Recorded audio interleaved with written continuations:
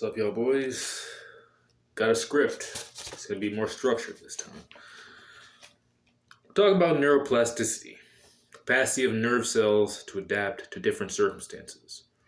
Nerve cells respond to stimulation by generating new synapses, and they respond to deprivation and excess stress by weakening neuronal connections. It's often thought of as primarily from a thinking and learning aspect contained only to the brain, despite the fact that most of the brain is dedicated to movement, whether automatic or conscious, explaining why robots are useless in terms of thinking, as it takes a baby constantly moving, falling, and babbling until they get basic mastery at 5 years old. Another time the body does this is after a traumatic injury to the brain, making a connection to the beginning and ending of life in motion. The infinite cycle of chaos, death, rebirth, a concept that man has grappled with since we first dared to speak of it, for the first time drawing its ire, for we have named it, thus drawing light on it. Some call it illogical, as it's circular in logic, which is the point of the ouroboros, or snake eating its own tail. This has been ubiquitous in history as a symbol for chaos, self-containment, and the universal womb of all that is of this world and of rebirth. The story of encountering such a thing goes like this. A boy disregards the warning and stories of the elders he once cherished as a baby. As he learned to walk, he has learned to run. He then goes in search of treasure and adventure to make a name for himself, and in his joy, his band is encountered by the infinite abyss, he who the boy thought was but a legend.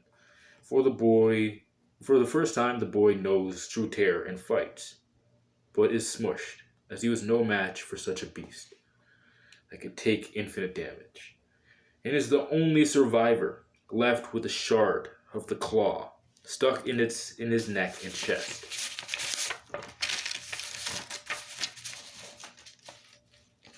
For the first time, he understands the warnings and cherishes the unbroken tales of his forefathers, swearing to keep them, so no man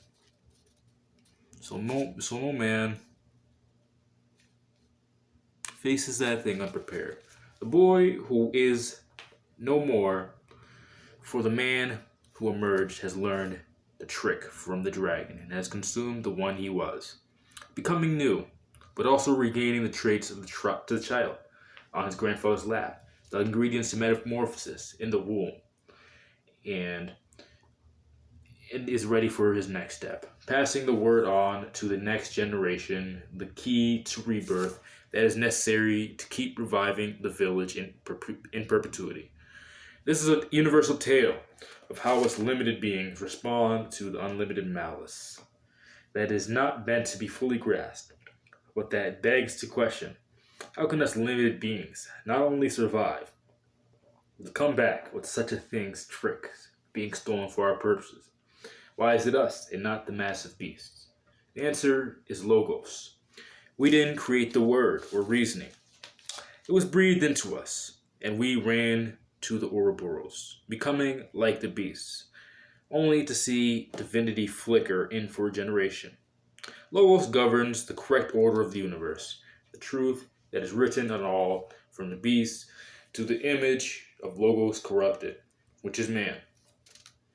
The little amount that gives man the strength to stand above the beasts, to bring forth speech truthfully, and to work with our hands to shape the earth.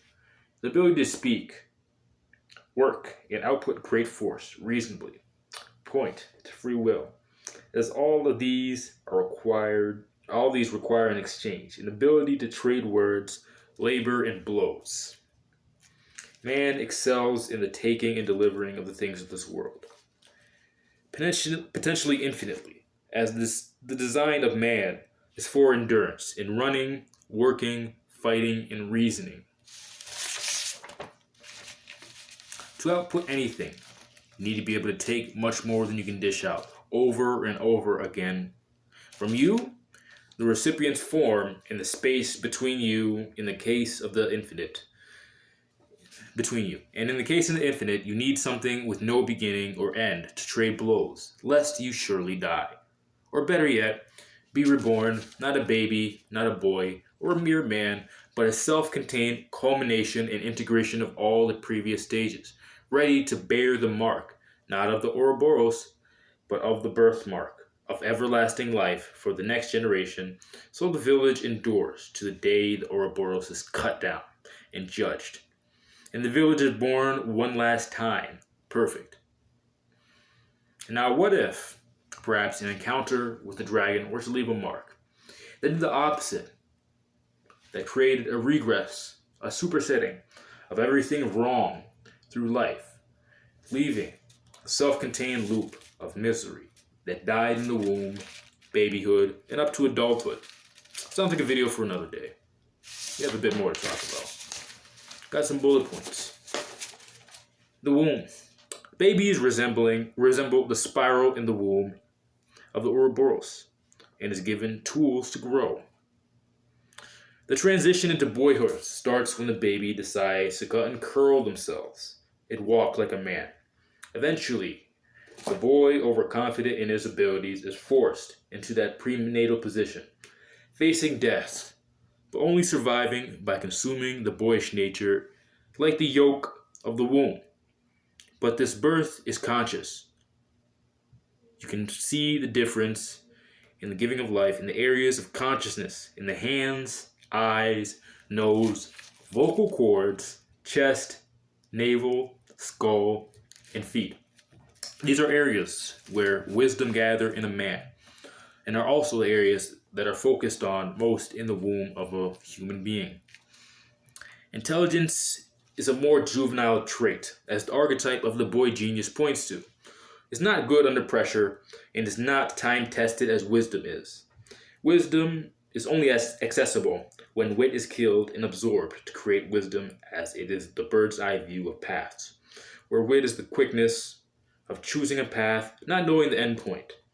Man is meant to die countless times until burnt sword. The attacking of the eyes, airways, chest, back, teeth, and being made anew in the recovery and linking of gross motor pathways change not just your appearance, but your reasoning, your durability, how you teach, going from abstract to physical, visceral parables.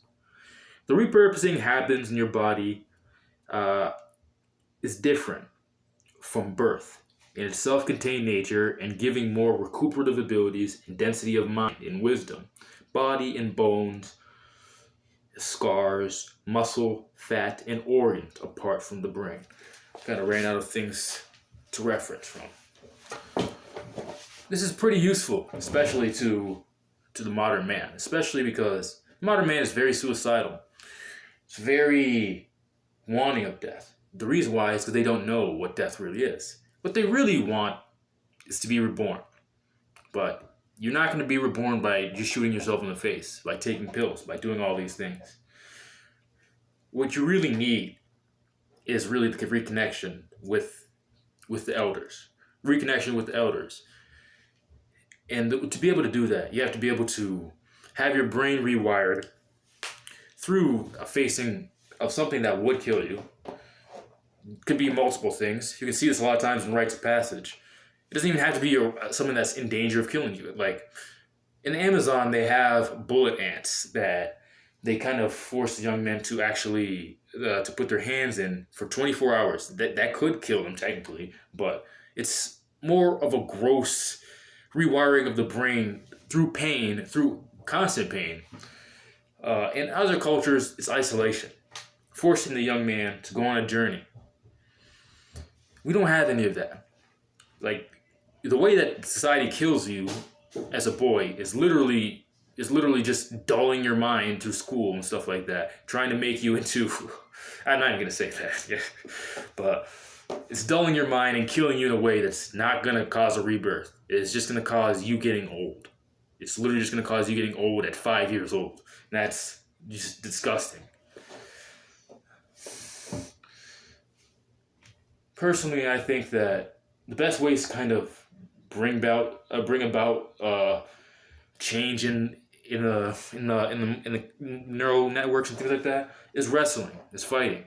It's things that are going to attack your eyes, your neural pathways, your ability to think through your throat, your teeth through getting hit in the face, whatever.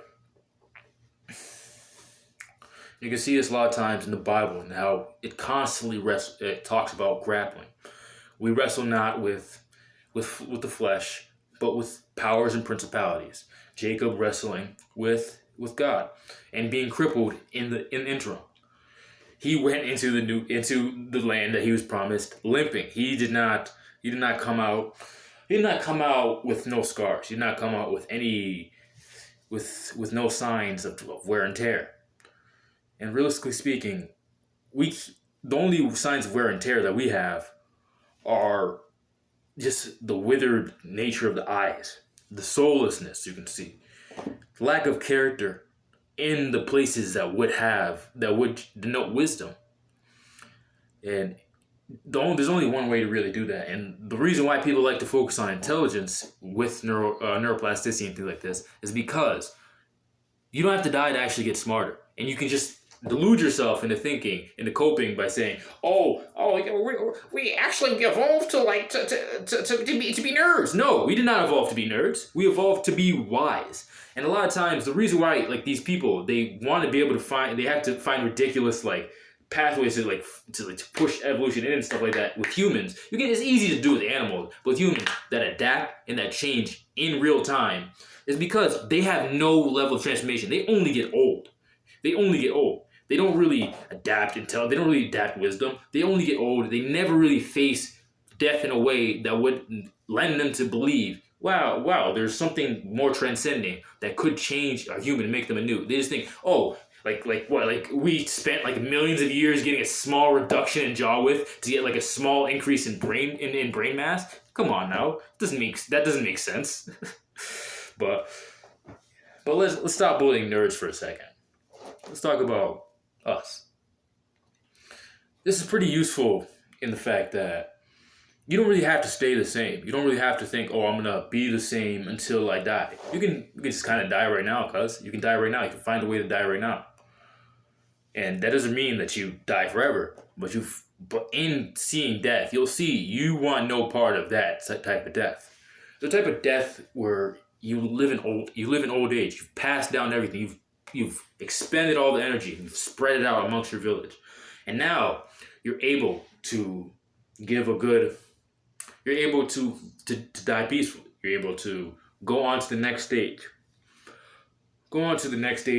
And you're going to return to that fetal position, but your mind, the wisdom you've built, that's not going to lie with you. It's in the next generation, and it's going to go to the next stage. And it's going to be judged eventually based on what you did before and after being reborn. So, yeah, next video.